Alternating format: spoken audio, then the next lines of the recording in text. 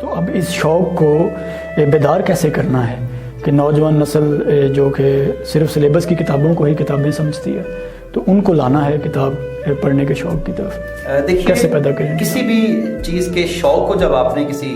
Certain society میں اس کا رواج ڈالنا ہوتا ہے، اس شوق کو پروان چڑھانا ہوتا ہے، تو آپ کو اس کا چرچا کرنا پڑتا ہے۔ اچھا، مثال کے طور پہ آپ کے ہاں پیپسی، کوک اور ان کے یہ نام نہیں لینے چاہیے، لیکن ان برانڈز کے پہلے نام نہیں تھے، موجود نہیں تھے یہاں پہ، تو پھر کیا ہوا کہ آپ نے ان کا چرچا کیا، آپ نے ان کو ایڈورٹیز کیا، ان کو آپ نے بڑے پیمانے کے اوپر ان کی تشہیری مہمات چلائیں، اور پھر آج وقت ہے کہ آپ کو پتا بھی ہے حالانکہ کہ کول ڈرنک جب آپ کسی کو پلاتے ہیں تو اس کے افیکٹس باڈی کے اوپر پازیٹیو نہیں آتے،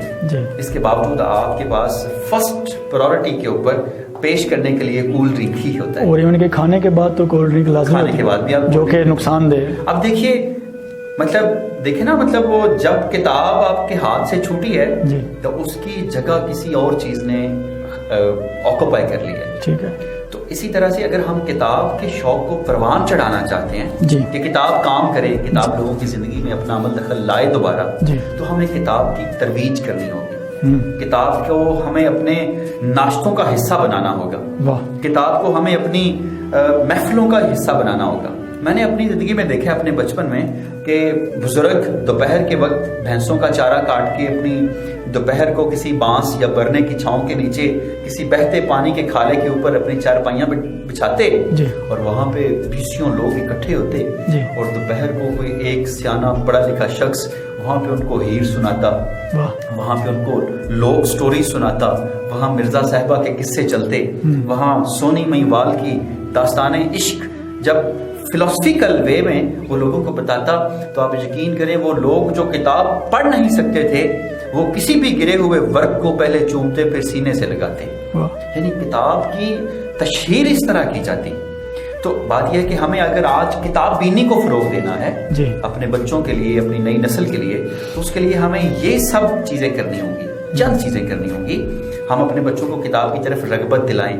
ہم ان کو نوٹنگ کی عادت ڈالیں۔ میں اس میں ضمنی سی چھوٹی سی بات عرض کرتا ہوں، ضرور شیئر کریں کہ دیکھیے ہم نے قرآن پڑھتے ہیں، قرآن پڑھنے کی جو ہمارا پرسپیکٹو ہے، جو ہماری سوچ ہے، اس میں یہ بہت کم ہے انٹینشن ہماری کہ ہم قرآن کو سمجھنے کے لیے پڑھیں۔ ہم قرآن کو شاید ثواب کی خاطر پڑھتے ہیں،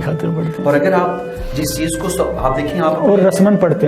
ہیں، آپ اپنی بی اے کی انگریزی پڑھتے ہیں، تو جو بچے پڑھتے ہیں ان کو پتا ہوگا، جو مجھے اس وقت سن پا رہے ہیں، وہ بچے کیا کرتے ہیں کہ وہ اس انگریزی کی کتاب کے سطروں کے نیچے، لائنوں کے نیچے معنی لکھ لیتے ہیں، ان کے سینونیمز لکھ لیتے ہیں، ان کے انٹونیمز لکھ لیتے ہیں۔ ایسا ہی ہے بھائی، آپ نے کبھی قرآن کے انٹونیمز لکھے ہیں؟ کبھی قرآن کے اندر سینونیمز لکھے ہیں آپ نے؟ کبھی ان کی میننگز کو، کبھی ان کے مفاہیم کو، کبھی اس کی تشریحات کو، کبھی اس کے مفصل پن کو آپ نے قرآن پہ لکھا ہے؟ اس کی وجہ یہ کہ ہم نے یہ روایت نہیں ڈالی اور پریورٹی میں نہیں رکھی، تو یہ چیز ہے کاشف صاحب کہ ہمیں سب سے زیادہ ضرورت اس امر کی ہے کہ ہم اس کی تشہیر